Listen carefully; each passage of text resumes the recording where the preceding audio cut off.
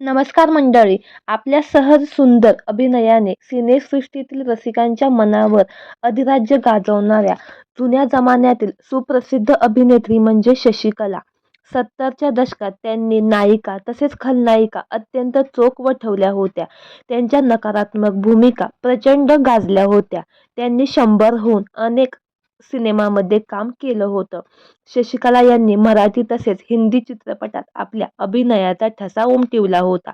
शशिकला यांनी वयाच्या 5व्या वर्षी नृत्य करण्यास सुरुवात केली. त्यांचे वडील मोठे उद्योजक होते, पण उद्योगात त्यांचे दिवाळ निघाले. त्यामुळे त्यांनी मुंबईचा रस्ता धरला. मुंबईत आल्यावर शशिकला यांची नूर यांच्याशी भेट झाली.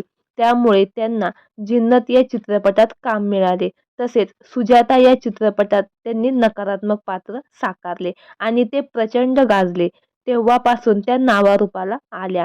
सिनेमातील योगदानासाठी त्यांना भारत सरकारने पद्मश्री पुरस्कार देऊन गौरवलं होतं.